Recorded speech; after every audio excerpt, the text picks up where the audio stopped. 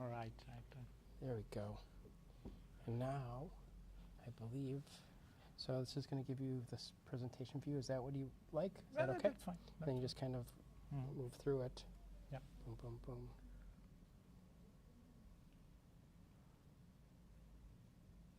One more. There we go. All right. There you go. So just a couple more minutes and sure. make an introduction. And I just want to make sure it looks okay for you. Yeah, sure.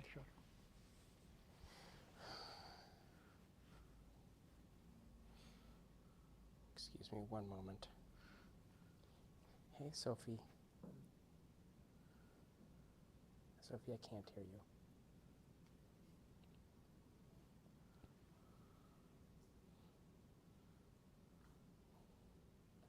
Is that the number? No, that is my daughter, who just got done with swim team, and I'm sure she's hungry and she's wanting to know where her dinner is. And I'm like, To look for it.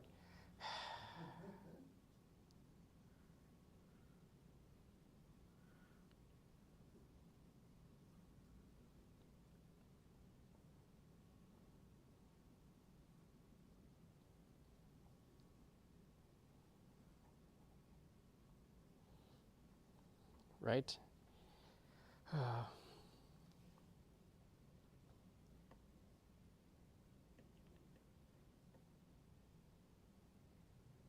Wonderful, wonderful.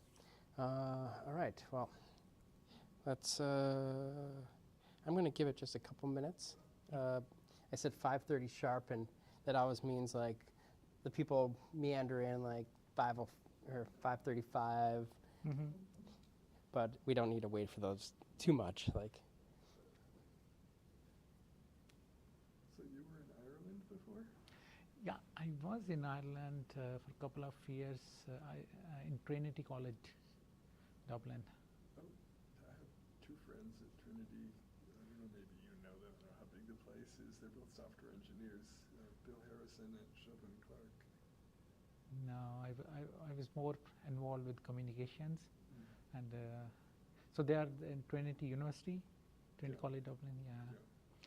No, I don't know. Usually. They're actually kind of big in the field. Yeah. It's just that we have different fields, so so you don't know. And particularly, I was not part of faculty. So if you are in faculty, then you know more. So I was more as a research scientist. So then you really know about your field. Yeah, no, I did not interact with them about security. It was about software design. Yeah. Trinity is very good university. It's one of those 10 oldest universities in the world. Hello. Yeah. It is. Yes, it is. Welcome. Welcome. Thank you. Was there anyone else outside? Like, no? Okay. I got excited for a moment.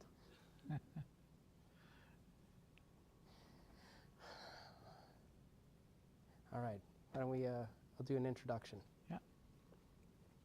Well, thank you everyone for attending today. Welcome to IEEE and Mad AI, talking about a very interesting topic that's at hand, literally, looking at cellular networks. And I'm excited to present our speaker today.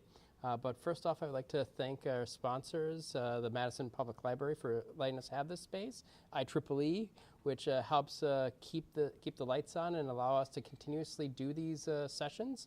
And lastly, our speaker for being here. Nokia has offered to have our speaker here, so there's a sponsor as well. So I would like to say thank you to everyone, and thanks for attending. And I'm really excited about our speaker today. He made the trip up from Naperville. He's a distinguished scientist at Nokia and is talking about machine learning and wireless networks, I believe. So without further ado, I would like to introduce our speaker. Thank you.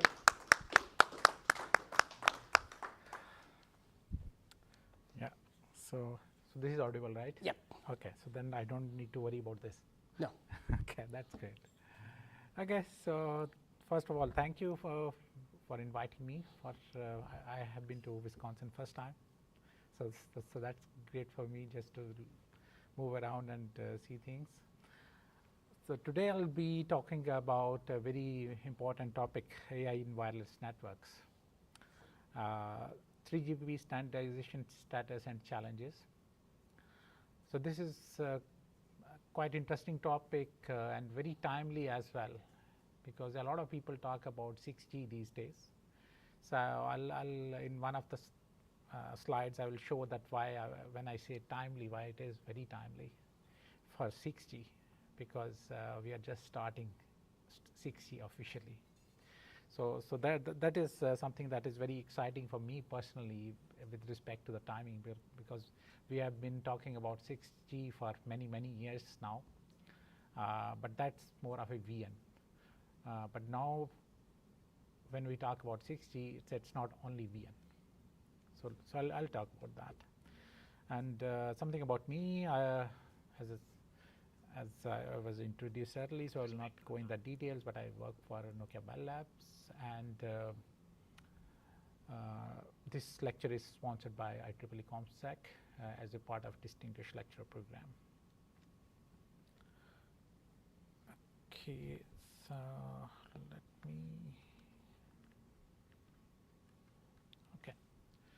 Okay, so here this is brief outline for today's lecture.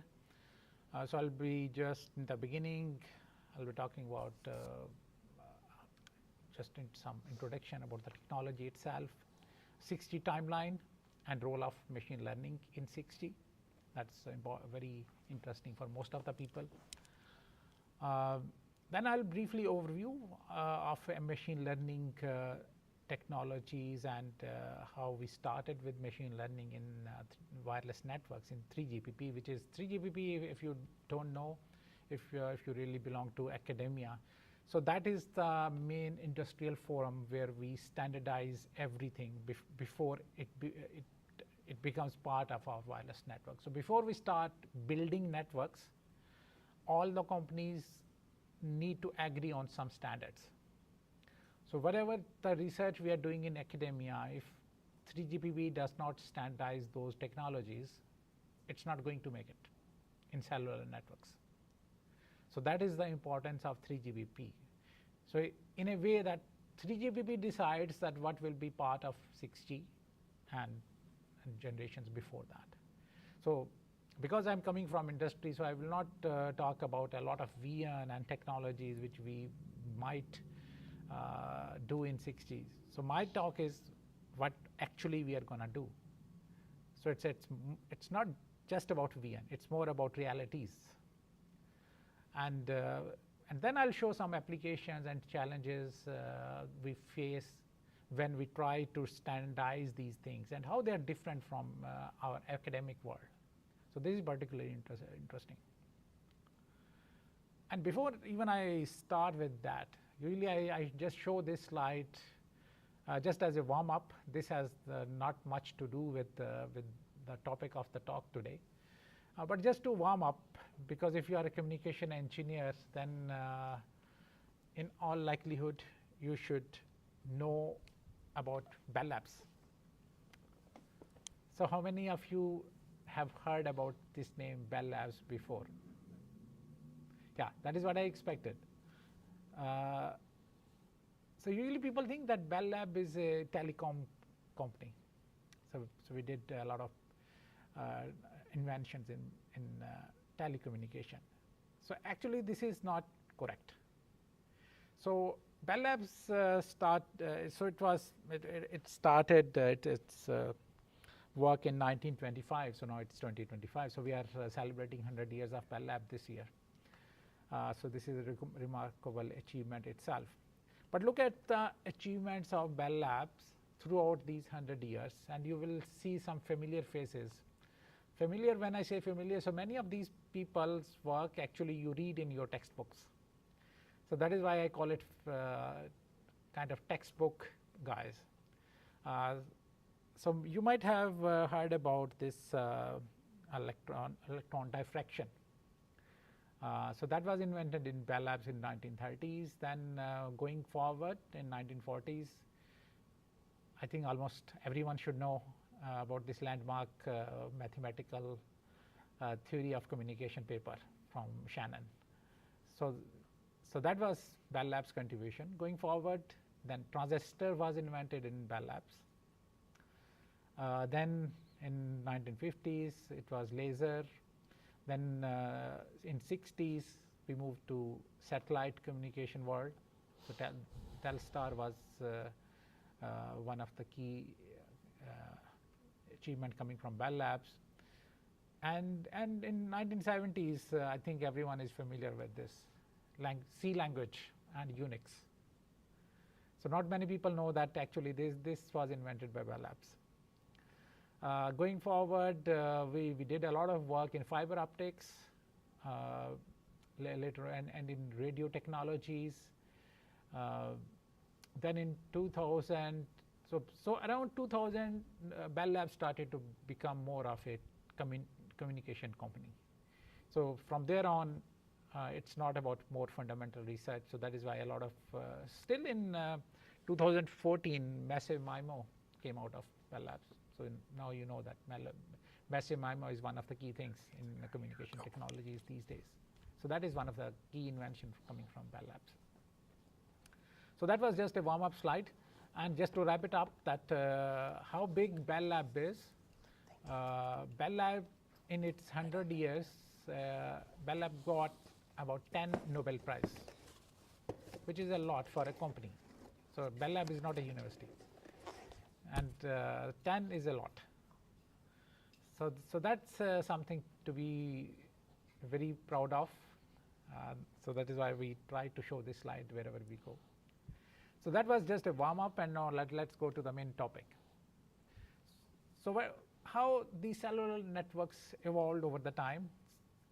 So I think almost all of us, we know that we move in Gs, which is generations of wireless networks, from 2G to 3G, and now next step is 6G. And usually we take 10 years to build a system for one generation. So 5G, its commercial launch was in around 2019. So usually we go for each decade, it's like 20, most of the people think that it's from 21 to 30, or 2011 to 20. But it's not. So usually deployment starts a year or two before. But roughly you can say that every decade is 1G. So we started with 2G, and that was, if you remember GSM, that was pretty old. Most of us most of you probably were not even born at that time. So it was just GSM, and it was voice, and it was big revolution at that time to have a phone without wires. But it was very expensive. So that was the issue. So now when you move from 1G to next G, the key thing is that we always improve on what we had in the previous G, and then there is another new thing. So let's look at this. When we went to 3G, so it was broadband data, that was new. And we tried to make these voice very cheap, if you remember. So that was 3G. But still broadband data was there as a technology, but it was expensive. So in 4G, that is what we did. So we had this higher data rates, which means that we improved on broadband data, and data became very cheap. Low cost data, and data capacity was quite high. And voice was almost zero cost. So that is something that we did. So how we are progressing is that we are improving on the previous technology, and we are bringing something new every generation. But the thing is that it's not always successful commercially. So for example, MTC, which is machine type communication, that was one big thing in 4G, but that was not really very successful. And in 5G, what we did, we tried to improve data rates, and obviously that is a major revenue coming out of that. But the thing that was new technology was Internet of Things. So that was not, that actually started in 4G, but it was not the mainstream in 5G. So it was the big thing that came in 5G. So there was a lot of reliance on commercial success of IoTs. And unfortunately, that didn't happen. And it is not because we didn't have the technology, it's just that it couldn't make it. So we'll discuss later that as well. And then what is in 6G? So we are trying to optimize everything that we had in 5G, which includes IoTs as well. But then we need to have new technologies, for example, like RF sensing, or AI ML.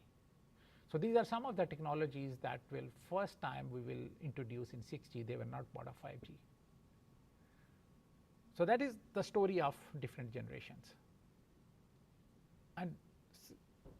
And I hope that you have seen these kind of curve before. So what happens with these hype cycles?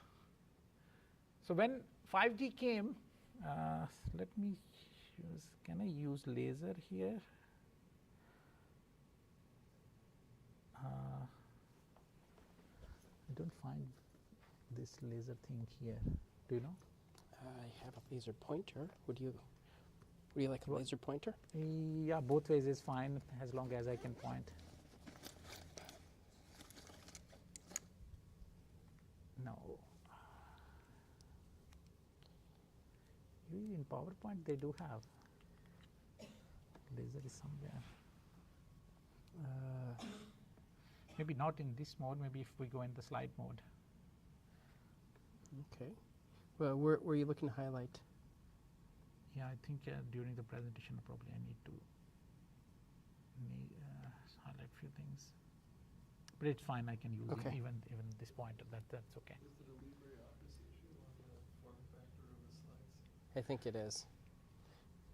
So that maybe you can go back to the LibreOffice configuration to set white. I'm not going to do that in the middle of the presentation. Thank you, though. Okay. Yeah, it seems some issues over there, but let's see. Okay. So if you know these hype cycles, and this particular hype cycle is for communication, but you might have seen these kind of hype cycles for different technologies. So what happens at the beginning of 5G in this case, but usually this kind of curve you will see for every generation. So in the beginning, people think that we have a very new technology, so we can get a lot of benefits out of that. So that was the phase, that is what we call peak of inflated expectations. So we had too many expectations. Then we had, then the operators, they started to deliver these networks. But the thing was that in the end, for something to be commercially successful, it should have a good business value. And if the operators don't get this business value, then technology alone cannot do anything. So at this point, that was around 1 to 2 years ago, then operators started to see that this is what we call tough of disillusionment, that we need to figure it out, that what is the actual value that we can get out of this technology. So initially, at this point, we were looking for more data rates. So that was very simple version of 5G. So no new technology. But when we arrived at this point here, actually you cannot see mouse even here. Okay. So I was trying to show mouse, but it seems that even mouse is not displayed here. So when you are at top of disillusionment, then you need to realize that actually from where to get business, because you are in the expansion phase. So you are thinking more logically in terms of business. And that was around 23, 24. And then finally, we start thinking about innovation and new markets growth, like Cloud RAN, URLLC, AI/ML, edge computing. So that was more towards the second half of 5G, which is starting from 24, for instance. So let's look at this timeline. So as I said, that 3GPP is the main body that decides that what kind of technologies we are going to adopt in our cellular networks in each generation. So if you look at this timeline, until so 5G was rolled out after release 15, which is 2018. So that is why first deployment happened in 2019, because we had standards by 2018. And then onwards, in release 16 and release 17 and then release 18, we were trying to improve 5G. So it was not 6G. So it was just some improvements. We were trying to do nuts and bolts of 5G. So no big technology will come. So so this is the thing, that when we start with a new generation, then usually we roll out new technologies. But after that, usually we try to avoid introduction of a new technology in the same generation, if it is not in the beginning. So usually then we have this 5G advanced standardization, for example. So here, that is happening now around this time, around this 25 basically. So now 5G advanced networks are built. And so we do have some new technologies, but normally we don't touch new technologies. So we keep new technologies for 6G because they need more studies. So look at this timeline. So in the black, we have this 6G. So 6G started some work on around 2020 when 5G was done. But that was not really the active work. So 3GPP was not doing much at that time. So it was more the universities, they were doing work at that time. 3GPP was just looking at the concepts and requirements, okay, what we might do. But there was no active work. So when 6G is starting, so 6G actually started last month. So that is why this is key time. So it is very important time for this technology, because we had first 3GPP meeting for 6G standardization in August 25. So that is exciting time for next generation, that we are now we are deciding. So we already know that what kind of topics will be there, at least in what we call day 1 6G. So for instance, you might have heard about many technologies in last 5 years. Everyone is saying, okay, this is 6G, that is 6G. But that is VN. That will not, every technology will not make to this 6G. So now what we know that what will be part of 6G, so those technologies are already there, and we need to study only those technologies, at least for the first part of what we call day 1 6G. And now going forward, then you will have the 6G specs will come later. Okay, so now I don't know. So something is happening here, I don't know.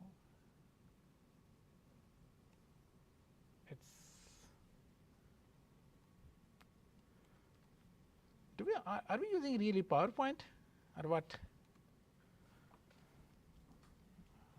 I'm sorry, because I think these slides are not really displayed the way they should be. Okay. So maybe quickly we just convert them to PDF if it's a problem. Okay.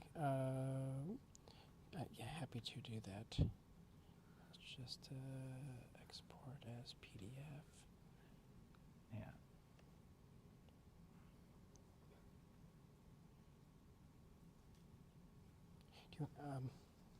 Excuse me, we're having a little technical difficulty. Bear with me, please.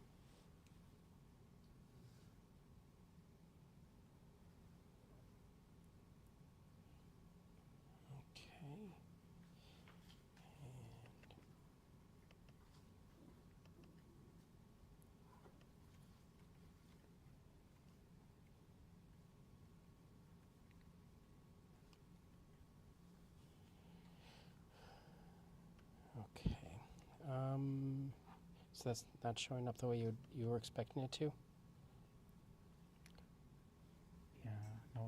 It is not like this. This is PDF now? This is PDF, yeah. So this is PDF from LibreOffice. Would you mind exporting this as a PDF file? Yeah, I think that's probably that. Okay. Okay.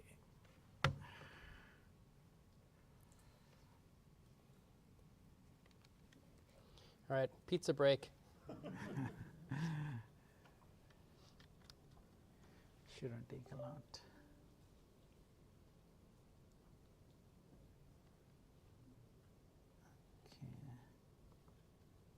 Well, thanks for everyone online too for just bearing with us here. We're just addressing a rendering issue with the images, so thank you.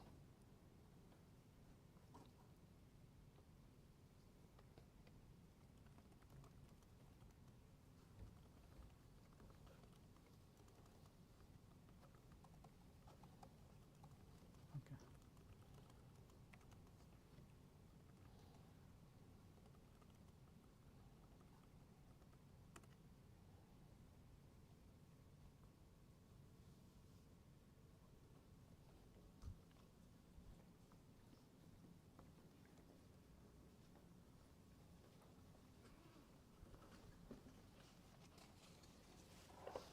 Oh, the spinach and feta is a popular option.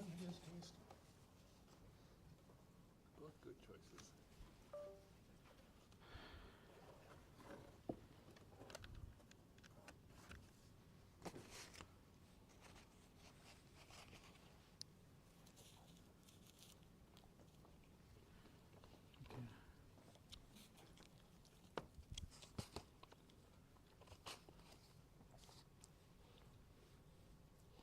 Okay.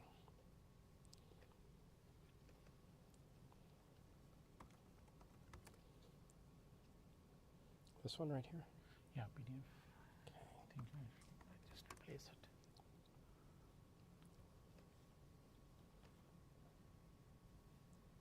And Yeah.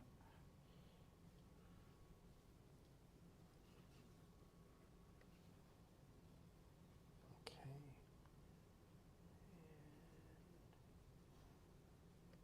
Is this one Yeah. right here? Okay. And then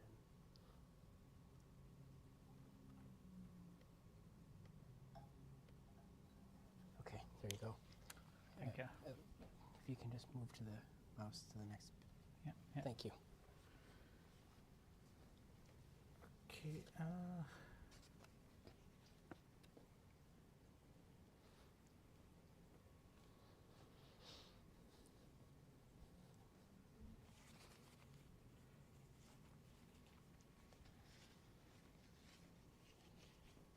you go. So I see a different view here. How to, please, how to change this view? I have a different view here. A different. Uh, Oh. You know what? Let's do this. We're just going to mirror this displays here. Keep the changes. Yeah. There you go. Yeah. How does that sound? Okay. Okay. So sorry for this disturbance. So we just start from where we left. Yeah. So that is what we believe, that we have these 6 key technologies for 6G. And on top of that, we have this AI/ML for air interface. And today's whole presentation is about this AI/ML thing, so I will not really go in the details that what it can do for us, because the whole presentation is about that. And then we have new spectrum technologies, and as we know that in each generation we find new spectrum, because we normally eat up all the spectrum that we have in all generations. So for more data rates, we need more spectrum, and we need better technologies to manage that spectrum. And then we have this key thing, network as a sensor. So sensing was not there in 5G. So 6G will be the first generation that will bring cellular network based sensing. So you might have already seen some Wi-Fi based sensing, but 6G will be the first generation to bring cellular network sensing, and that will be a key part of 6G. Then we have RAN and core convergence and specialization. So So normally the way our networks work, we have random access networks, which is more about the air interfaces, and we have core network. And it will be great if we can merge some part of these two different networks to get better performance. So that is something we have to work on. And then we have this extreme connectivity. We would like to have connectivity everywhere. And in this case, we have technologies like, for instance, UAV, satellite-based communication. So these technologies are already there, but they were never part of the mainstream cellular networks. So now in 6G, we are trying to have quite seamless networks where user can get benefit of these satellite communication networks. And security and trust, obviously this is one of the key things, because once we start talking about AI, ML, and a lot of data and training and all these things, we need security. Our cellular networks are very, very secure systems. And the users they're very worried about security, I would say, because nowadays, as you know, that there are too many issues with security. And for machine learning, if you need data from the users, then it creates big problem. So there are a lot of ethical implications, and there are a lot of security and trust issues, and that we need to manage in 6G. So this is going to be interesting. Prior to 6G, this wasn't available, like level of security? No, we always had it, but now it is more important because we didn't have AI at that time. So that is what I said, that cellular networks are very secure. But now the challenges are more. We didn't have these too many apps, and then these cloud-based technologies, AI. So this was not there. So now the challenges are more. Okay, so now let's go towards AI in wireless networks. So how we would like to use it? So we can use AI to improve our wireless networks for 3 different things. First, we would like to improve performance. So there are a lot of problems where conventional techniques don't provide the results that we want. So we can improve our KPIs like throughput, latency, data rates. But then on the other side, we can also use them to reduce complexity. So there are algorithms available which can solve our problems, but they are too complex. So if we really want to have some nice result in a reasonable time frame, we can still use wireless. So we can still use AI to solve those problems. And then most important thing is the third one, that wireless systems are very kind of fragile in the sense that we have a lot of changing conditions all the time. So radio conditions change very fast. You just take a turn and radio conditions are totally different. So for this adaptation, our wireless cellular networks, usually they are adaptive. So if something happens, then we take an action. So we have not been very proactive. And the good thing about AI is that we can be proactive. So we can, if we have a lot of training data, then we know that what's going to happen. So with very high probability, we can predict, and then we can provide that adaptive solution. So adaptivity is a key thing that we could use with AI models. So where we can use, it's a wide range of applications. I will not go in the details. It's more for the research community, that if you talk with the researchers, we have been using AI everywhere in many problems like anomaly detection, deployment optimization, load balancing, carrier aggregation, handover, beam prediction, interference management. So there are so many use cases, and if you're coming from academia, you might have seen all these use cases people are using AI ML. So it means that AI ML can solve all our problems if you just look at these papers. But this, as you will see, that at least at the moment, this is not the case. And usually people are a bit skeptical about this sentence, that no aspect in 5G has been designed by AI. So in spite of a lot of hype, we don't have anything which is designed by AI in 5G networks. So we have some components that we try to optimize, but we don't have anything which has been designed by AI. Yeah. For any vendor? Are you saying Nokia doesn't? No, or no, are no, you no, saying no, vendor no, no, no, does? in general. And I'll say that what is the reason? The reason is that when 5G was standardized, AI was not the same kind of hype was not there. So we didn't have the standards. So what we try to do, and those kind of products exist. For instance, you can improve one of your key algorithm by using AI.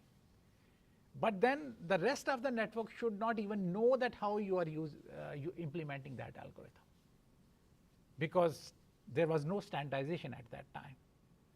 So this is the key difference going from 5G and to 6G, that now the system will be AI native, which means that even today we know that we will build AI algorithms.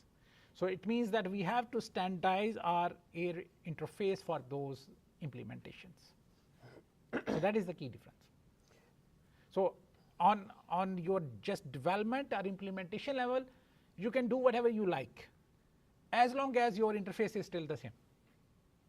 And that is what we have done in some of these use cases. But this is what I say, that it's more of nuts and bolts thing. Because you cannot make any big change here. You can try to improve few things, but that is it. And usually they don't give you a lot of benefit. It's some gain, that is fine, but not much. And that is what our goal is for 6G. So I showed you this kind of timeline previously for 6G, but now my focus is more on what we are doing with AI ML in this timeline. So we already started with this AI thing around this time. So there was nothing about AI in wireless networks before that. So it means that until release 16, we didn't even discuss AI for wireless, which is around 2020. So everything, so basically after 5G was kind of first release was done, then we started thinking, okay, and we decided that, okay, AI is going to be key technology for 6G, so we need to get ready for that. So starting from this point to this point, it was a preparation phase, those 5 years. So we already knew that it will be there, but we didn't do anything, but we were studying systems. So we started here, we would do enhancement for network automation. So there is nothing for AI over air interface. It is network automation, which is more at the core network level. Then we started with the AI ML in Next-G RAN. Again, it was not over the air interface, but we started to think more about AI interface. And that was the time when we started to do AI ML in air interface. And that is already like 22 in release 18. So one key thing you can observe here, that as we are going in this direction, there are more and more studies on AI ML. So we are enhancing the level of studies. And here we have, so what we say, this work item. Work item means that we will standardize something. So you will have some specifications. So the first specifications for AI ML, actually they were available this year. So that is the first set, and still this is 5G, so this is not 6G. But that's already, but these specifications, they're part of 5G, but actually they will be just helpful to study 6G a little bit better. So they will not, I don't think that operators will really try to implement all those solutions, because it's already a bit late. Instead, they will try to wait for a few more years and try to go with 6G. But we do have first set of specifications for wireless networks using AI ML here already. And now we are rightly in this place. AI ML 6G study and specification work is ongoing. But that's exciting thing. This is actually September 25. So we are right here. Okay, so now we have discussed a lot about this standardization. So why actually we need standardization? If we just build our algorithms. So we do have three main players here. So we do have network operators, we do have network vendors, and then we have device vendors. So all of them usually, these are the major companies working on cellular networks. So they are stakeholders which agree in 3GPP that what will be the key technology for 6G. And if some of them they don't agree or they don't want to implement, you can think of what will happen, that maybe your network is working for one device vendor but maybe not for the other vendor. So interoperability is a problem. So that is why 3GPP is the key. So once we agree on standards, then everyone follows them. You agree or you don't agree, but you have to follow them. Yeah. What's the difference between network operators and network vendors? Network operators are your service providers, and network vendors are like Nokia and Ericsson, so which provide those equipments. So we don't sell to the consumer, we sell to the operator, and then operator sells to the customer. So you build those towers and things like that? Yeah. Yeah, I mean, yeah, in a way it's tower, but mainly we build the equipment, because tower anyone can build. It's more like the equipment that sits on the tower. Sits on the tower, yes. Sits on the tower, and actually the major thing is it's under the tower. So usually we have a room and the equipment is there. So over the tower it's more of antennas. But then all the signal processing units and all those kind of stuff, it's there. Usually we have a room there or somewhere. So that is what we build. So that is what we call network vendors. And then we have network operators, which are service providers basically. Like Verizon. Yeah, T-Mobile, Verizon. And they buy networks from us, and then they sell to the consumer. So now you see that it's not all about technology. If technology is very good, but network operators, they are not getting money out of that, they're not going to buy it. So it's a business. So it's not always about technology. It's about who is going to buy it. What is the use case? And that was one of the reasons that 5G was not a big commercial success, because we had the technology, but we didn't have the use case. People were happy with the data rates they were getting in 4G, and there was no killing application that why you need 5G, and pay more, of course. And if consumer is not willing to pay more, why network operator will buy? Because he's not going to get money out of that. So what is going to be the killer application in 6G? Yes. One of killer applications. So now our bet is that it will be AI applications that the user will use. So you want to use AI, so it means that you need to download that AI model on your mobile, and that is very heavy, and network has to provide that.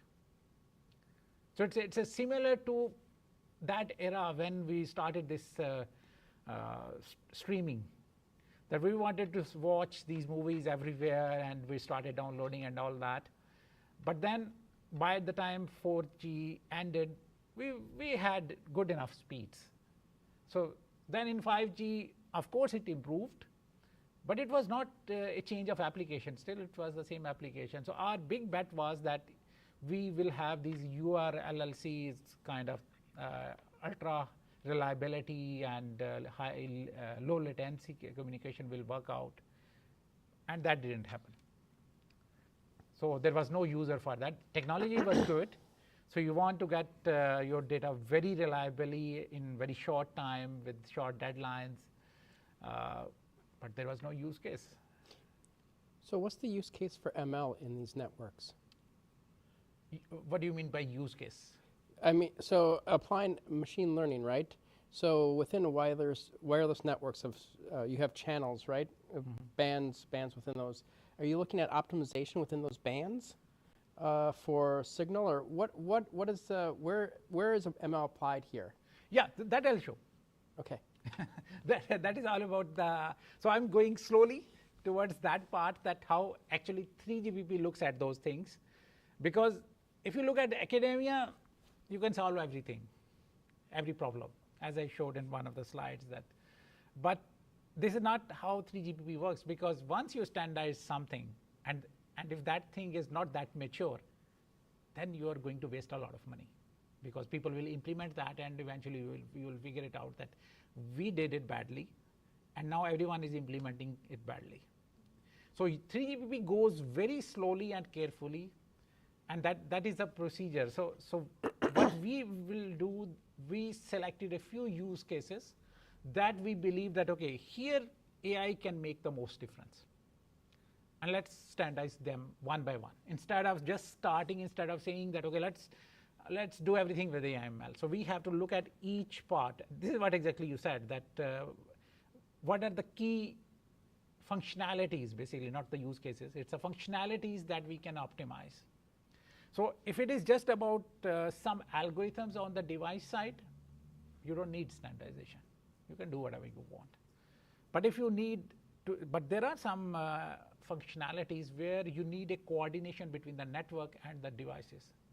And in between, you have air interface, and that is a standardization's role, that we need to define that what you are going to send over the interface for two different things to communicate. If you don't standardize, they are not going to work together. So that is what I'll show later here. And that is exactly here. So that was level X. Level X means that was what our state was in 5G. So you have your UE, user terminal here, you have network here, and there is no coordination for machine learning algorithms in between. So as a network vendor, we can implement whatever we want, as long as we are not disturbing this interface. As a UE vendor, UE vendors can implement anything that can optimize some feature, as long as there is no impact on air interface. So that is what we call level X. There is no need of standardization. Then we have this level Y, which means that for running these machine learning algorithms, two entities need to communicate. You cannot just run on your application as long as you get some information from the other side. And for that part, you need standardization, because you cannot send whatever you like. So you're telling me that essentially the optimization is happening at the over-the-air negotiation for that optimization with machine learning, as opposed to individual tower device, individual optimization. Yeah. Okay. But there needs to be some coordination for some of the use cases. If you don't need any coordination, you don't need standardization. So then it's not even the 3GPP topic. So first thing that probably we need to clarify here, that 3GPP never standardizes algorithms, that which algorithm you will use. It just standardizes that what you need to run that particular algorithm. If that information is coming from the other entity, then the other entity should know that why are you asking for this information. Because they are two different vendors, they need to trust each other in a way. That if the other entity is asking some information, okay, we already agreed that this kind of information we can exchange, so let's send it. So they need some cooperation. So that is exactly what we need to do. And we already do it for non-AI/ML applications already in cellular networks. That is how your networks work. That there is a fixed protocol that I will send you this message, then you will reply me with this, and then we have few handshakes, and then your connection is done. But they are all predefined, pre-standardized. But we never did anything for AI/ML. So obviously there is no AI/ML algorithm that can use those messages. So that is what we have to do in 6G. And this is the reason we call them 6G will be AI native networks. So AI native means that right from the beginning, we design our system by keeping this thing in mind, that this will be AI-based algorithm. So anything that AI-based algorithm, whatever that algorithm is, we don't standardize that algorithm. If it needs something, I will provide it. For instance, usually for non-AI/ML algorithms, you will send some information about the channel states, maybe some quality performance about your link and all those things. But you never send what is the accuracy of the model, because there was no model, so there was no accuracy. But now for AI ML, we need those kind of metrics.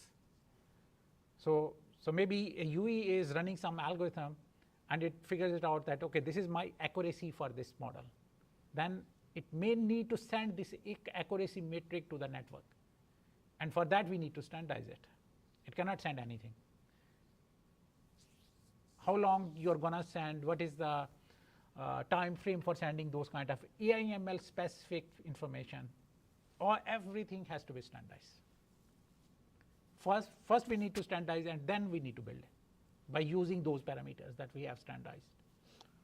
So it really sounds like you're talking about more of the protocol itself and enabling that protocol to be ML ready, as opposed to like actually implementing ML within the protocol itself. Because implementation, 3GPP does not even touch that. It's a company specific. It's your algorithm. Okay. So to refine this, is the issue that lots of data needs to be sent? Oh. Or that the data needs to be in real time? Or that so much data would be sent that you need to somehow put a filter on what's actually sent? That will be really functionality dependent thing.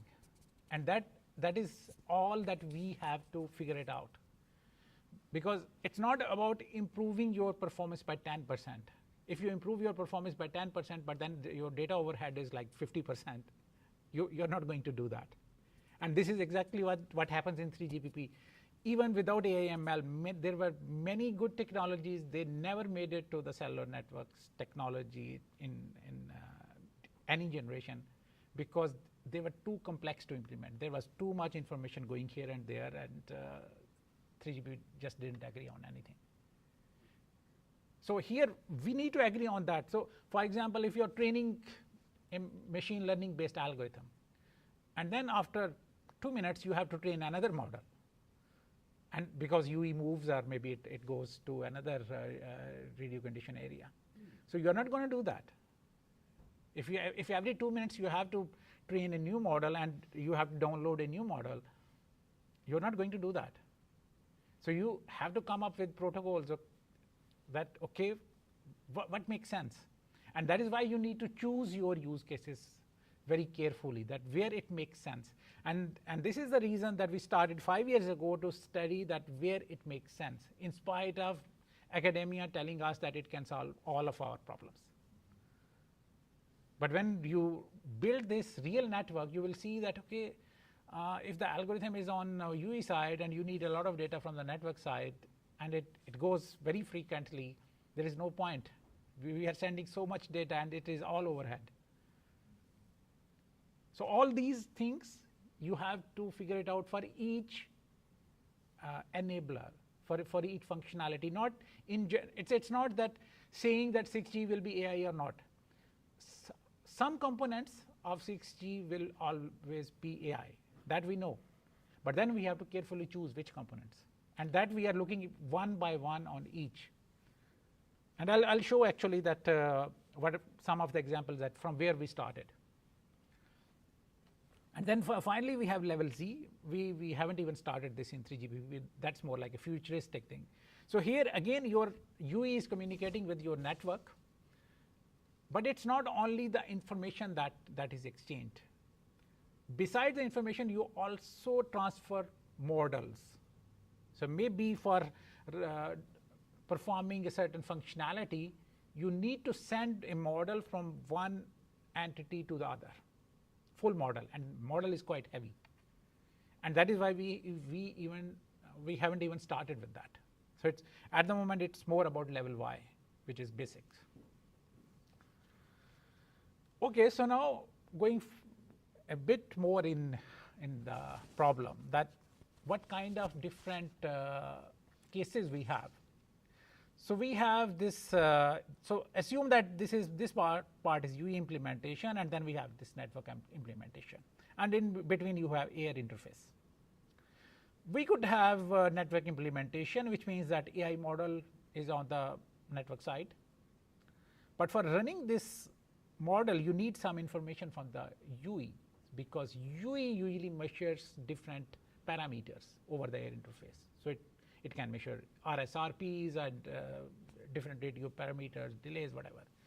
And if this information is here, then it means that to run this algorithm on this part, this information needs to flow from UE towards the network, and that needs to be standardized.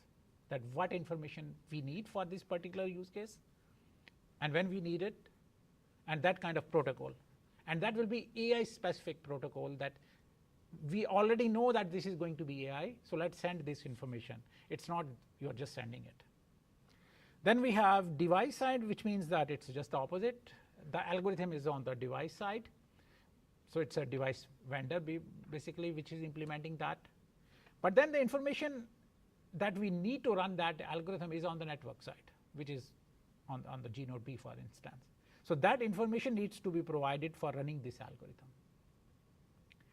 And to make things even complicated, we could have two-sided models, which means that one part of the AI/ML model is here and the other part is here. So we have two models. One is, for example, these encoder-decoder models. So one part is here, the other part is there. So now there is no way that without communicating you can have a good communication. So you need to send some data just for running that algorithm. And that is the most complex thing. Getting all of this a little clearer, so UE is user equipment. Yeah. So what was RAN? Yeah, it's a air interface, so radio access network. So radio Access. access. So it's a like over air interface between UE and the nearest tower. So you have an air interface. So that is a RAN, that is what we call RAN. Yeah, okay. So I was involved in the early days of speech recognition, and this model fits fine there because everybody was building the speech recognizer on the mobile device, and we at HP were putting the speech recognizer on the network side in a server. But we also were looking at the possibility of doing some of the processing on the device and some of the processing on the server. So that fits that model for us. Yeah, I think this is pretty much generic. It's just that we need to figure it out that now whatever the new use case that we start, first where it fits out of these three. And you can see that the third one is most complicated because you need a lot of coordination. It's not just sending the data and forget it. Maybe you need to send many messages and you need to coordinate a lot. But we do have a use case that actually is using this two-sided. So I'll show that one as well. Okay, so this slide I'll go through quickly. So what happened that in 5G first steps, we started using proprietary AI/ML solutions, as I said, because we didn't need any standardization for that. Then standardized features for network automation. So automation was the first case. Again, there was not much standardization required for that. Then 5G advanced enhancement for AI/ML. We started to do some work, and in release 19, we had the first specification coming out of AI/ML. And then 6G is really our AI native system, where we already know that now whatever we are going to build, at least for these use cases, AI model will be behind the whole thing. But by the way, that does not prohibit us from using non-AI/ML model. So that baseline will still be there, but on top of that, we already know that, okay, most likely this functionality will be using AI/ML. So we have to exchange those results like accuracy metric, F1 score, detection probability, and all that. And normally we never exchange that because we never needed that. So these are AI/ML model specific things. Like if you are running an AI/ML model, it's a neural network, for instance. So now you need to communicate in many cases that how many number of layers you are using, how many neurons you are using per layer. So those kind of things might be useful for the other entity to know that, okay, what kind of algorithm you are using, so I might need to adjust something on my side as well. I'm looking skeptical and I'm trying to understand because in many ways, and excuse me for interrupting, but like in many ways what you're talking about here is essentially using the network as as an ML engine in and of itself. Or that it sounds like that potentially having a distributed network of some sort, as opposed to just talking about the network as being a proxy for that information. The one thing that I see as a potential problem is, so there's two things that I see as a potential problem. One is if you have two different models that are inferencing, and they're trained on different data sets, right, that they may be at odds with one another, that they may be optimizing each other to the point where they fight, for lack of a better, more technical term. The second part here is I hear you talking a lot about essentially training a model. So you're talking about like using reinforcement learning within this network itself, essentially, right? At some point. At the moment, we don't have, but we are going to study supervised. At the moment, it's more about supervised learning. But of course, reinforcement learning will be part. Because as I said, normally we don't try to look at the algorithms. And reinforcement learning is an algorithm. But you would have to if you're talking about modeling and training these systems, right? Yeah. So, and if you're having data interchanges within those systems, you would have to have some level of that. Yeah, yeah. So, like my head is kind of spinning because this, like, what can possibly go wrong here? Like you have a probabilistic system. See, you're right that about these data sets and things, and that is what we need to standardize. That it can't be that one vendor is using some other data set and the other is using another data set. So that is also a duty of 3GPP to work on these data sets. Okay, everyone should use this data set for your optimization of your algorithm, but whatever the algorithm you use, similarly you can have, okay, maybe this could be architecture of your algorithm for your neural network, but you can implement the way you like. But why wouldn't everyone converge on the same models then? No, because we don't want to restrict companies to build what we want. Because no, I understand, but essentially if everyone's looking at the same thing as optimizing your network, or optimizing the transmission on your network. No, you'd have but you see, that is a common goal that we want to optimize network. But in the end, if you look at two different vendors, chipset vendors, they're competing with each other. So they would like to perform better than others. So we define a set of rules which is kind of minimum requirements which we need to run a particular thing. But any other besides that, that is your implementation, because different companies will implement things differently. Sure, but if you're looking at machine learning and you're looking at the data sets, and you say like these are the data sets you need to use, right? Well, now you have everyone using those same data sets for training, and the specific differences between those will likely be very little because you're going to be publishing these results clearly, right? Yeah. So at some point you're going to have very little difference between vendors because you're all going to end up converging to the same algorithm. Yeah, but that is the thing, that we want to standardize up to the point where you can work with each other. And that is the reason that 3GP is usually a fight between the companies. It's not all the companies are cooperating with each other. Everyone looks for its own impact and what suits us. But at the same time, you want to work with each other. So you want to standardize few things, but then you don't want to standardize other things because those are your competitive advantages.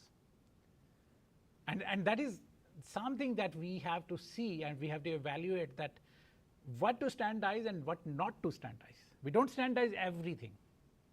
So data set, for example, yeah, so that is another question, that we never handled these data set kind of things in 3GPP.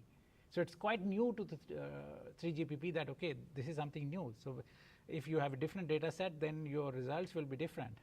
So it means that there is something that we need to standardize. At least for your training, you use this data set. Or maybe a set of data sets if it is not a particular data set.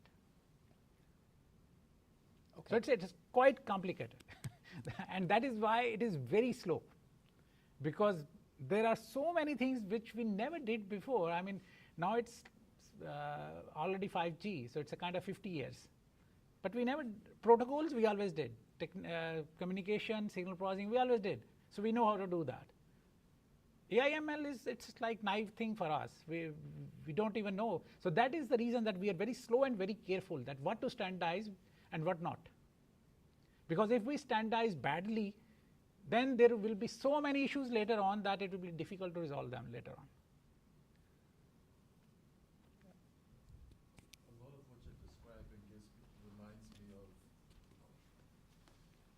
A lot of what you're describing reminds me of this move from, with the cellular technology in West Africa, we had leased equipment. So we took a lot of the 3G, even though there was CDMA here in the US. So we leapfrogged a lot of the things that the infrastructure here in the US had already installed and was too expensive to move from. We just, take them out, put in new systems, because we leased all the towers, the equipment on the towers. So we jumped very fast. And it was, I'm thinking of how, with the competition, it's like WiMAX. Nobody remembers WiMAX. Yeah. But it was meant to be this big jump from the GSM to what we have now as the 4G even. But it went through so many changes, and this really is kind of like that, where different companies are implementing parts of this spectrum or this standard, but in the way that best meets their need, but staying within a footprint that everybody else can still talk over the same channel. Yeah. Thank you. Yep. So regarding fights over standards, is that just between companies or also between nations? Like, does China participate in this? Yeah, so if Thanks we for want to be asking the elephant politically, in the we'll room. say no. But you can imagine that there will be geopolitical effects, particularly from China, though their companies are independent. However, for instance, or other CMCC, Vivo, they're very big companies inside China at least, and so we don't really want to comment, but usually they have the same stance on most of the things. Same stance on most of the issues. Most. Mostly.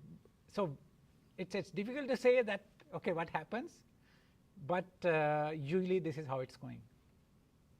So you expect that the 6G will still be interoperable?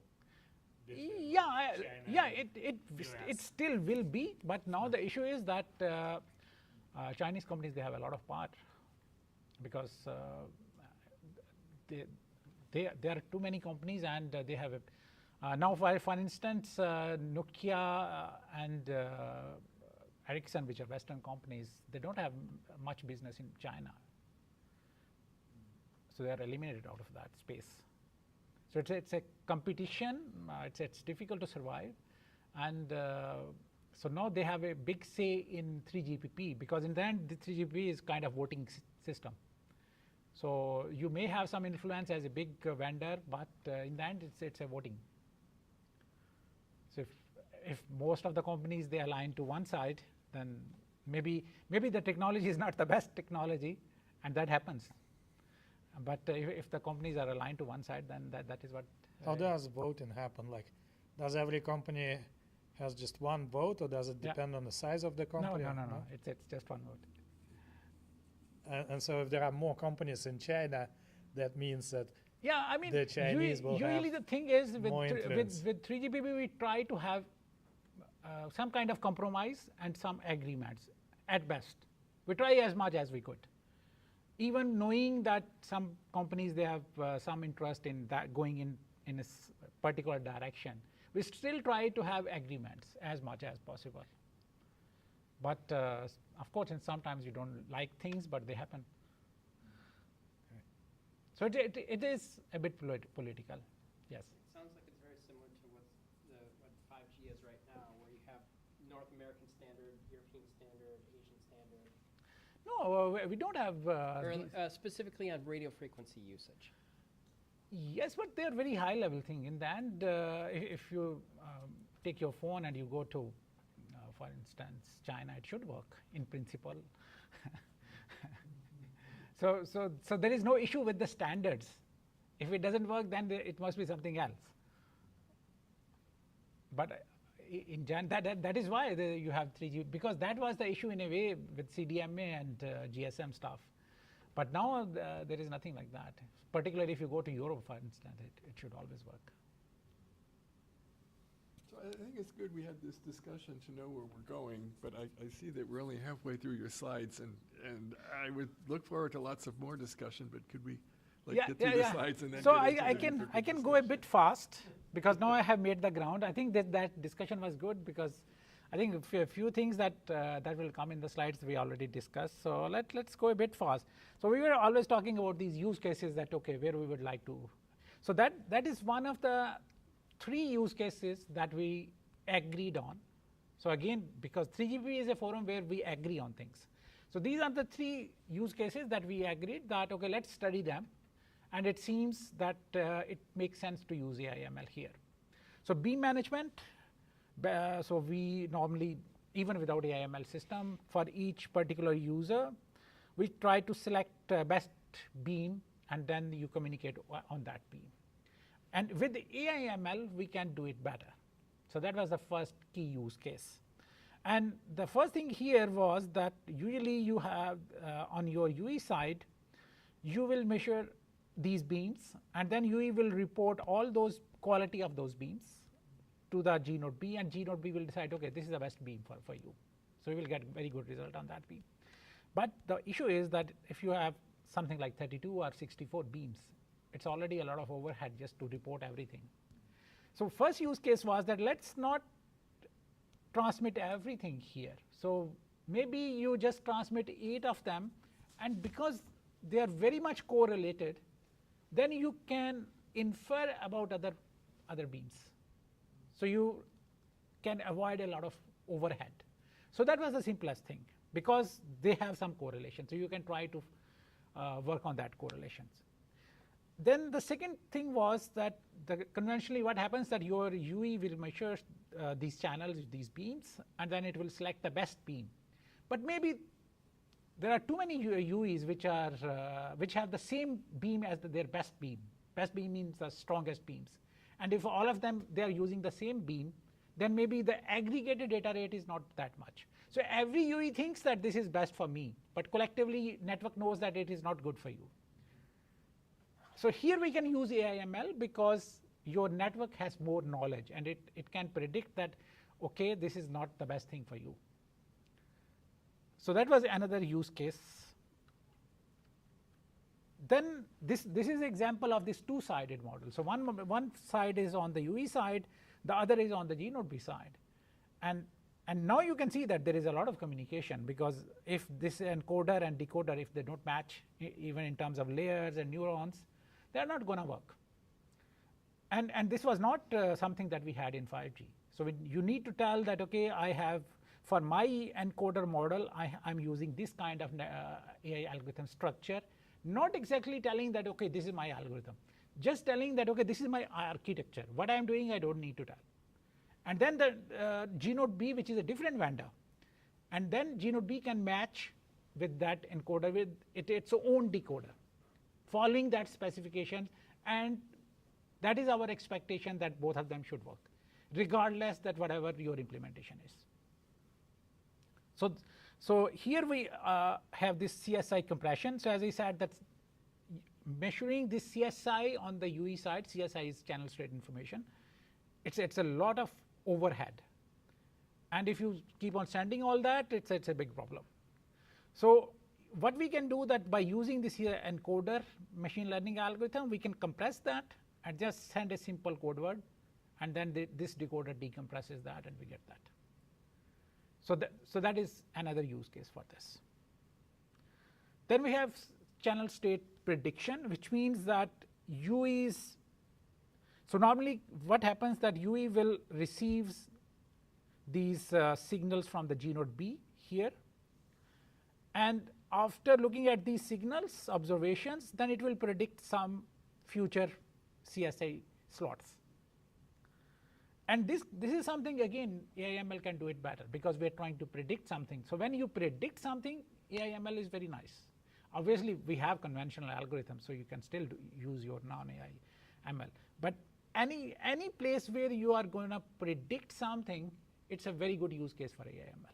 So this is another use case that was identified. So here with AIML, you have all these observations. So maybe UE can predict more CSI instances for future. So you can just use your maybe LSTM kind of model here. Okay. Then you have AIML positioning. So this is a key feature we already have in 5G, even before that. And this is a key use case for AIML as well, that now you receive some information as a UE. So these are called reference signals from different G node Bs, and usually triangulation happens here at the UE side. And now you can use a AIML algorithm here, or maybe it could be on the network side. So both are fine, and you can predict your positioning with much better accuracy. So these are the 3 use cases that we started to work right from the beginning. And now this beam management, actually, that is standardized already. Finally, this AIML enhanced mobility. So handover is a big problem in communication always. So you're moving from one cell to another cell, and maybe your signal is blocked. So maybe if your G node B is here and somehow you are in this area, so maybe once you move at this particular location, your signal may be blocked by this G node B due to this building. So you need to move to another cell. And usually we do have very good algorithms and you don't have a lot of handovers, but still occasionally you will experience that. So again, you're trying to predict something, that something is going to happen. So if you have a lot of training data, maybe you can predict even before that thing happens. Instead of waiting for something, you predict, okay, I'm going, maybe you're going towards a street, and there is a big building that blocks everything. So it means that it's not only one UE that is going to be blocked. It means that almost every UE that reaches that point, it always blocks. So if you already know by AIML algorithm that this is happening too often, so maybe you train your model accordingly. So when UE is going towards that particular point, you already hand it over. So don't wait for something to happen. So this is one other use case that we are tackling now. I will skip this, and then we have this some further use cases at the high level, which is the network level. You can save your energy by using AIML algorithms. So all of these things, they are part of kind of standardization studies. So they are not just academic work. So first thing is energy saving. So energy is big thing for networks. We need to save a lot of energy. So this energy savings, switching off and off on of cells, we did it with 4G as well, and this work is part of 5G. But now energy efficiency is becoming very key because we have so many sites and they'll take a lot of energy. So if no one is really using a cell at a particular time, for instance, at the daytime, there are so many students in the university, but at the night time, there is almost no one. So why to switch those cells all the time? So maybe if we have good AIML model that already knows that I have a training data that tells me that between these hours, this cell almost no one uses. So just switch off that cell. And but it doesn't mean that if you go into that part, then you will not get coverage. It just means that, okay, I will switch it off one cell, but then I will ask other cell to increase its coverage. So if someone comes to that point, still you get your coverage. But if it is only 1 or 2 or 3%, you don't really need a full cell for that. So that kind of management is part of your energy savings. Load balancing is similar, and that has something to do with your throughput, that if too many people are attached to the same cell, maybe your throughput will not be good. So if network can really predict that situation, it can move some of those UEs to a cell which is maybe a bit far from that. And that is something that conventional algorithms don't do because they're not trained for that. But now AIML is framework which is a bit more smart and more intelligent. If it sees something is happening, then it reacts a little better. And finally, this mobility. Mobility is, as I discussed, it's another use case. We can improve our mobility performance a lot by using AIML, because that is one of the key issues with cellular networks.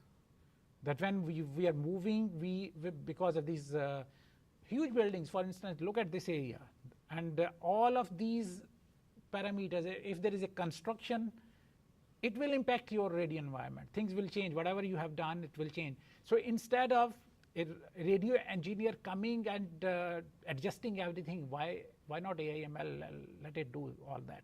It should sense that something is happening because too many users are experiencing the same thing, and then it should quickly react to that. So it could save a lot of effort from the companies. And this slide is a bit interesting in the sense that this is now, until now I was talking more about network perspective, that how we are using AI by network perspective to improve our performance. This is a little bit different. Here we have some use cases where now we are encouraging that it could be some futuristic applications. So now you have a UE here, and this is a network. So network obviously has more power. But there is, so what this is called AIML operation splitting between AIML endpoints. So operation splitting means that you have some input, and because UE is usually power constrained, so it cannot really perform all the AIML tasks, and if it performs, it will drain its energy. And then you will say that, okay, my phone is dead. So why not to perform this split training or split operation, which means that, okay, I will do a part of that inference here at the UE, and then I will send some information to the network, not the whole information about the model. And then the network already has that model. And the network will perform the rest of the inference, and it will send me back the result. And there is a trade-off, obviously. So you are sending your partial results first to the network, and then the network is sending back your results. Maybe those results are a lot of communication. But now the trade-off is that either you have to do that thing, you have to use communication, or you have to drain all your energy to do this inference. What is more expensive?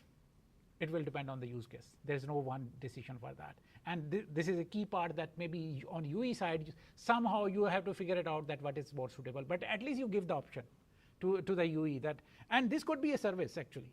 And from here actually, your operator can make money.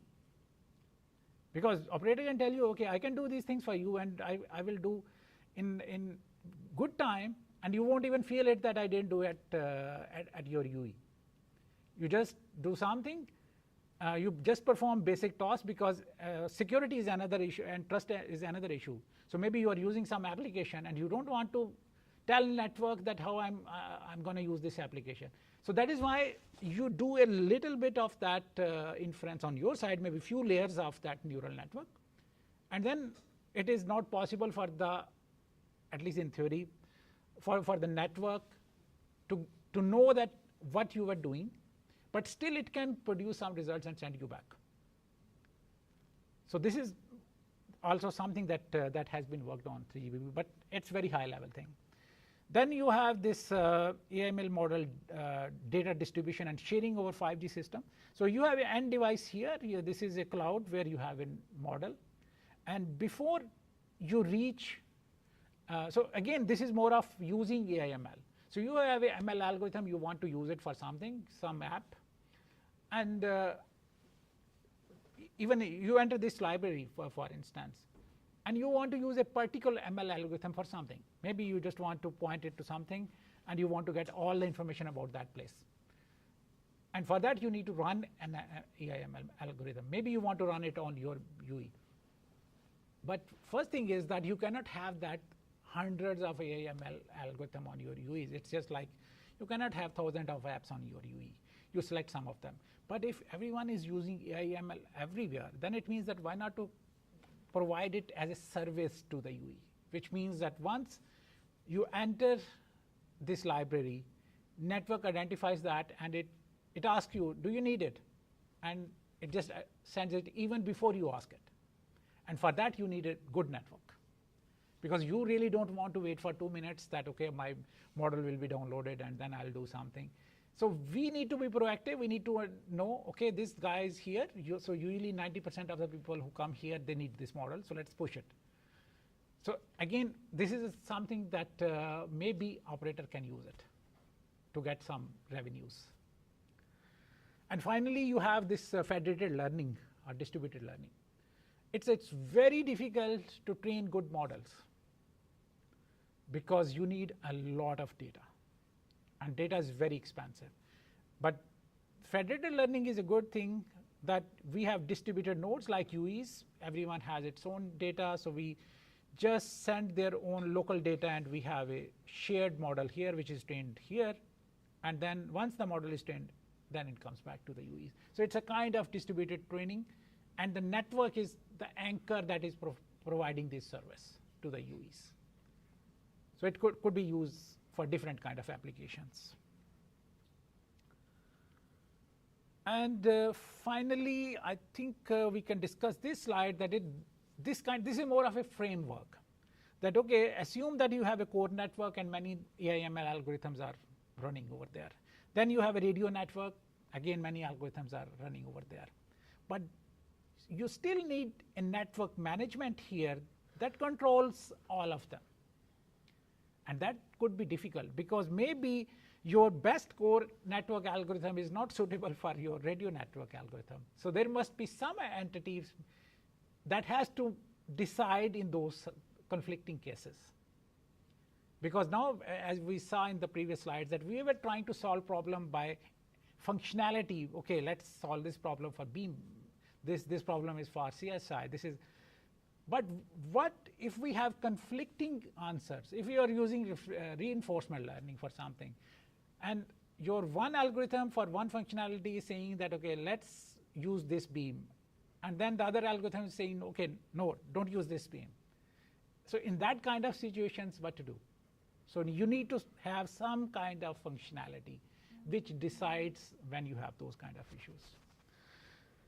I think what I can do, I can skip this part and just try to summarize with this slide. So I talked about this standardization research because when I usually I speak with the students in the universities mostly. So we know about research, but normally we don't know about standardization research. So what is the difference? Because in academia, we do a lot of research, and that is nice. But when you go to the industry, it's a different kind of research. So standardization research is not about finding the best solution, which we do in academia. It is about the solution that works. The optimal solution that works. That works. And that could be a reason why we could be using AIML sometimes. Maybe we have a very good algorithm, but that takes ages to provide the optimal solution. And maybe there is a AIML algorithm that provides kind of 99% of the accuracy, and it provides it with much less complexity. So in those cases, our decision would be to use that. So that is a little bit different in philosophy. And then we have the terminology and what is the output. So when you are in academia, we talk a lot about our good optimal algorithms and valuable publications. And that is not how industry works. So we usually hide our good works in terms of patents. So you don't even know about the good works. So normally when we have a publication, that basically means that we want the world to tell about something that we want to publicize.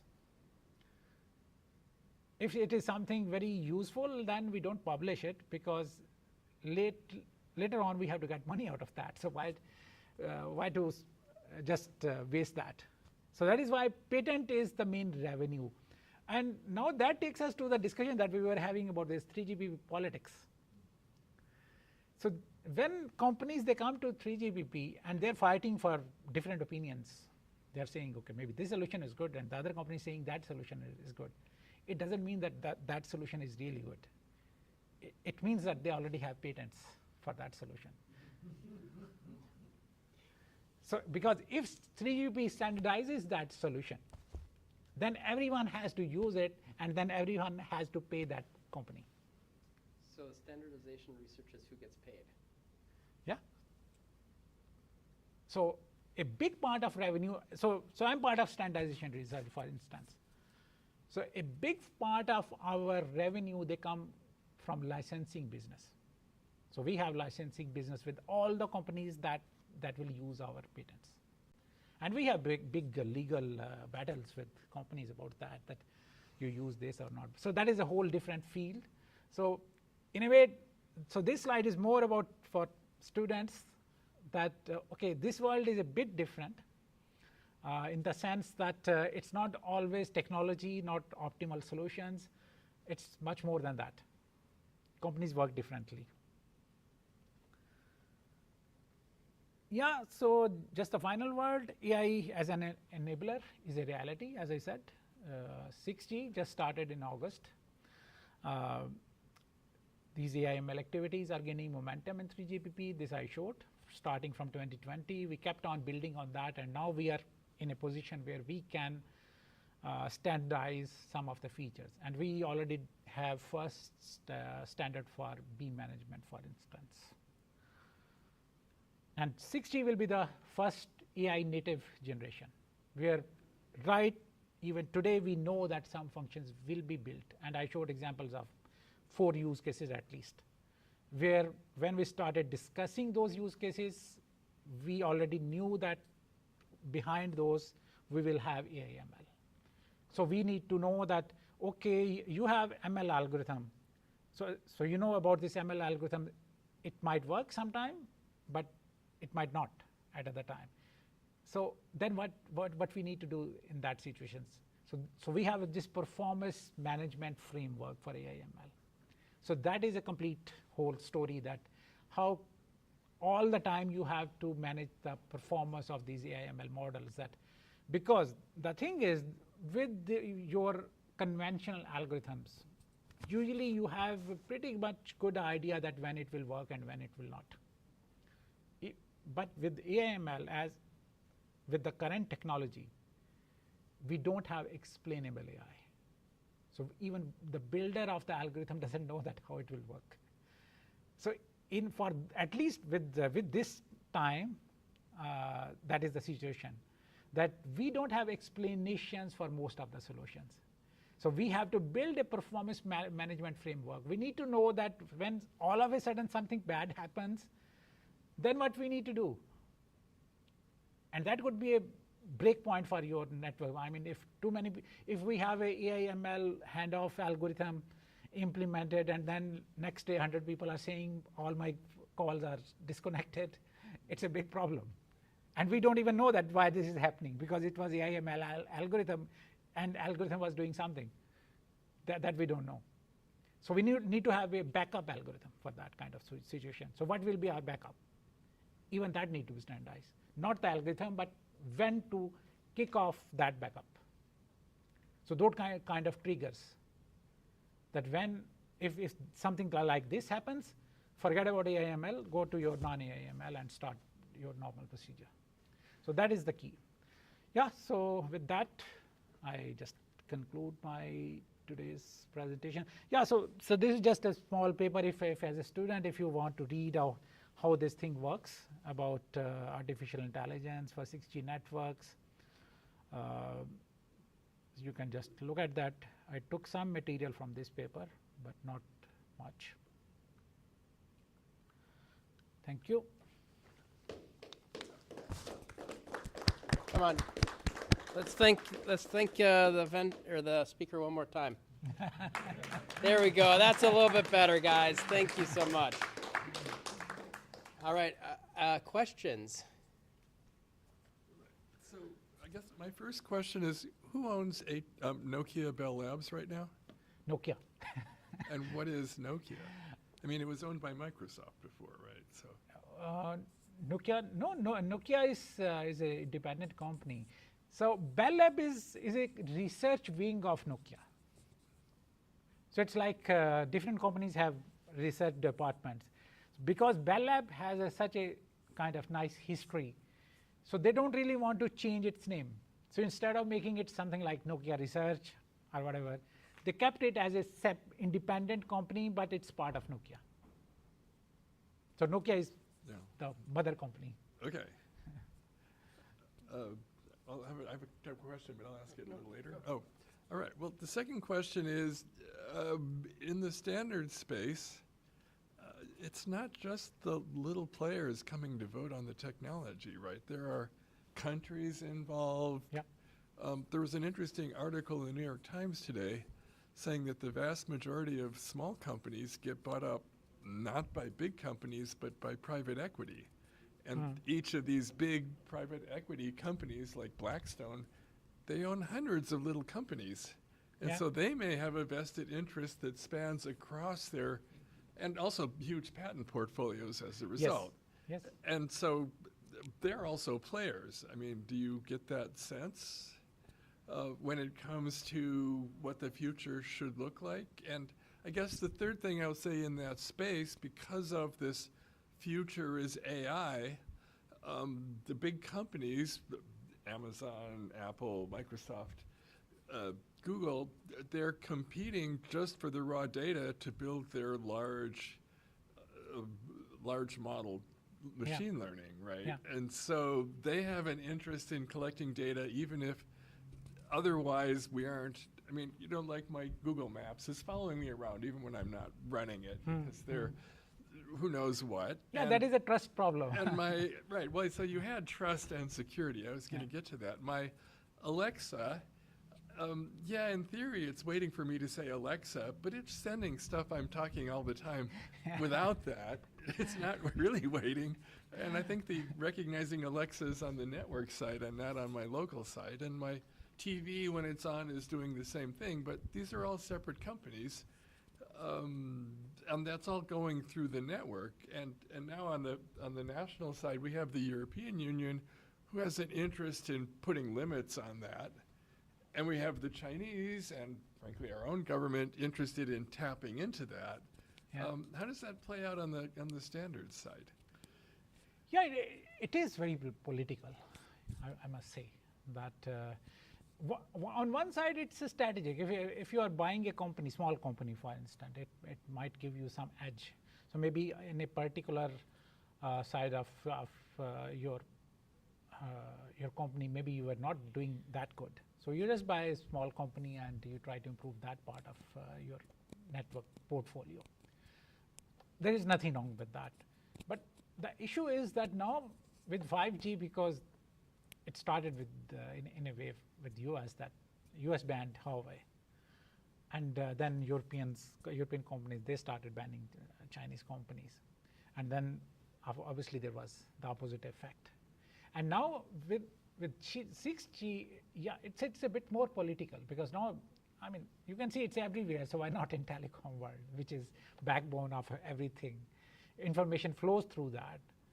So it has become a lot more political now as compared to what it used to be.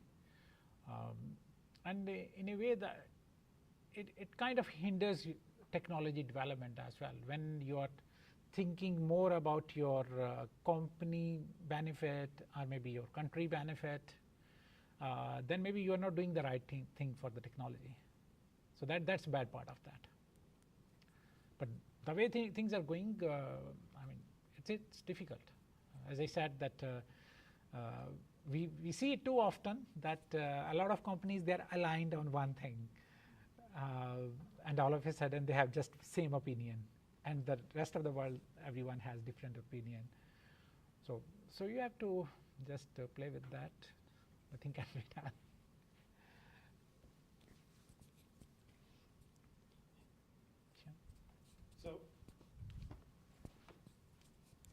So when you have this Internet of Things and everything is connected, doesn't that create a huge security vulnerability? Yes. And especially when you have the sort of, again, international actors who are hostile or at least have difficult relationships with each other. How is it going to be I think handled? the good thing is that until now 3GPP is a very secure network. So the security protocols that have been developed, luckily, and I think this is a problematic as well as useful, because the protocols, they have been developed for your cellular sets, and they have quite good capabilities. They can handle all those heavy protocols before you log into your cellular network. So it's pretty much secure from the network side. But now with IoT, we are saying that, okay, we need devices with price something like 10 cent, or 20 cent, or 50 cent. And if we want to implement the same algorithms, it's very difficult, because device doesn't have the capability to do all. It doesn't have memory, it doesn't have transmitter and all that. So that was one of the big things that why IoT business was not successful in 5G, because we don't have use cases for IoTs where we want to have everything and still less than $1. And then we want, because this business is only successful if you have thousands of IoT devices, and then you communicate and you get money. But and for having those thousands of devices, they must be cheaper. And if they are cheaper, then how to get all those protocols, security protocols typically. So it's a bit conflicting goals to have cheap device and have full security. So obviously at the moment, cellular operators, vendors, they are more on the side that we should make our network secure as they are. So we should not compromise on security. But then it's a problem. Then it's difficult to have a cheap device, like RFIDs, for example. They have no security if you're just using normal. So 3GPP actually entered in this business so we do have first standards for energy harvesting IoTs.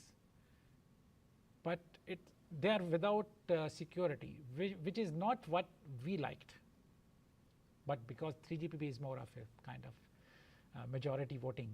So they went for the first release, and we are still opposing that we don't want to have non-secure IoTs for our networks. Because if you don't block the device right at when it connects with the network, then it's difficult to block. If something happens, if some insecure device is already there in the network, then it's very difficult. Then your whole network is basically insecure.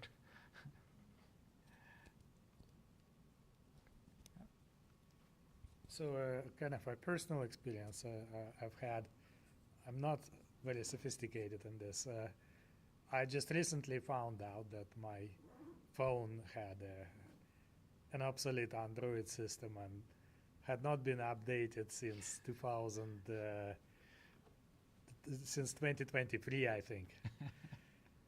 So I only found out because I couldn't install a new app, right? And then I bought a new phone. But like nothing warned me that my phone wasn't being updated anymore, and I need to get a new phone. Is that how things going to continue? Or Yeah, see, this is business thing. This is not technology problem. So is there a projection of when 6G would likely roll out, and also is there ongoing research about the frequencies that 6G would rely on as far as like exposure to humans biologically? Mm-hmm. Yeah, so rollout, probably it will be in 29. So as I said that with 5G, the first rollout was 2019, but that was in Korea. And usually those kind of rollouts, they are more kind of just for publicizing that, okay, we do have 5G or we do have 6G. And usually they are very basic versions of things. things don't really improve a lot. And with maybe after a couple of years, things get more mature. But you will have it in 29. Mostly US is not the one that brings it first. Usually it starts from Korea, maybe Japan. So they start with that. So they are the early developers for that. Sorry, and what was? And the second part to my question was, is there ongoing research on the biological safety of 6G? Yes, at least in academia, there is. And until now, I haven't heard anything serious about this impact. So they're pretty much safe. Unfortunately, industry doesn't care about that much because partially, I think the reason is that there is no evidence that something is really bad. So unless you have this kind of, even coming from academia, there is no, there are studies showing that how much impact it could be, but when you look at the whole thing, you say, I don't think. Long-term exposure studies. Yeah. So you will see some papers on that, but it's not really much from the industry side, I would say. In general, we have emphasis on energy efficiency, for instance, everywhere. So we want to make it more energy efficient in terms of protocols, in terms of operation of the networks, everything. But until now, because this is not a serious concern, so there is nothing. All right, we have one last question here. Actually, to your point, I worked in Middleton just here when we built radiotherapy systems. There's a lot of material that tells you about safety, and it's right on the spec of phones. Most people don't read them. But literally, if you hold it a few millimeters from your skin, that's when you get the most irradiation, ionizing radiation. There's not much of it. You know, we were working with radiotherapy systems that are going through 5 feet of concrete and tungsten, and you know, we have sensing and history on exposure. Same with cell phones, the testing centers like Bell Labs. So there is not much risk at all. In fact, the new technologies use less irradiation, but they deliver quickly. All right, one last time, thank you. Thank you. And we do have from IEEE, we have a small little token of our appreciation. Thank you very much. So thank you so much. Thanks for coming, and everyone, thanks for logging in remotely, and thanks for attending, everyone. So maybe we can have a picture with this slide behind. Oh yeah. Because Absolutely. sometimes they will ask me to send a picture. Oh sure. Let me close up